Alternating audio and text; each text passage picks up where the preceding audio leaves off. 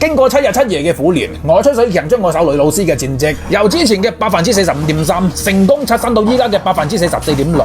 唔單止係咁，我仲要發起一個我喺峽谷生涯嘅終極挑戰。冇錯，就係我要用阿女老師砌低所有高端局嘅路人甲。我唔理佢哋嘅職業係入重打螺絲嘅定係小學生，抑或係啲師奶寡婦唔係師奶少婦，我都要齊收晒佢哋嘅皮。嗱，咁吹水嘅嘢遲啲先講下。有請我哋今日嘅第一位受害者，冇錯，佢就係超級無敵變態王忍老之子。這個嘢相信不用我多講，大家也都知道他有幾犀利，但他想要賺到我的便宜，恐怕也不是那麼容易。你看我這點質量都還敢在這裡拋頭露面，不知道的還以為我犯賤，但其實我做教義不變，應萬變。哎呦，你這個孩仔這麼狂是吧？我勸你不要用你那無稽的手章來挑戰我的底線。正所謂狗急跳牆啊，不是，兔子急了也會咬人的吧？還頂把我逼急啊！我咬長你吧！清埋個兵線上4級，今次佢插翼都能飛啊！僆仔咪走啊！啱先你跟手開大，學雞一俾佢閃掉毛，班過定啲嚟，我出咗名走老法。唔出頭啊！冇見過人頭啊！屌！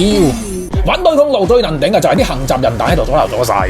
依家個點位佢哋全部喺晒下路，呢鑊你嗌破喉嚨都冇人救到你啊！班哥，如果你肯認衰仔，縮入個塔底，當我冇講啊。係咯，咁先似樣噶嘛。作為一個專業嘅對公路，係寧願俾人打死，都千祈冇俾人睇死啊！我已經唔記得俾佢頂咗幾多嘢啦，但無論點樣，我都會咬緊牙關，用我嘅血肉之軀負隅頑抗。就算係問一把行油俾佢伸多腳，我都依然係面不改色。再嚟嘅話，我會用我嗰對6尺長嘅大腿，俾你感受一下咩叫做係走路嘅速度。你中計啦！由小地圖可以睇到，依家呢個點位喺下路俾我哋隊友圍住，好似等住生牛肉丸咁啦。咁呢個項我攞硬啦，呢條友仔仲想嚟阻止我，冇用嘅，凌空鬼仔跳。算你走得快下，再嚟嘅話，我就要連人帶項全部立晒嘅喎。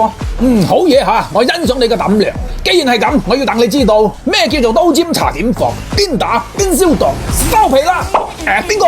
好，你嚟得啱吓。雖然我依家大又冇閃又冇乜柒都冇，但你唔好唔記得，我仲死剩把口噶。冇事吓，定啲啦。冇啊，大佬，放我條生路本地咁。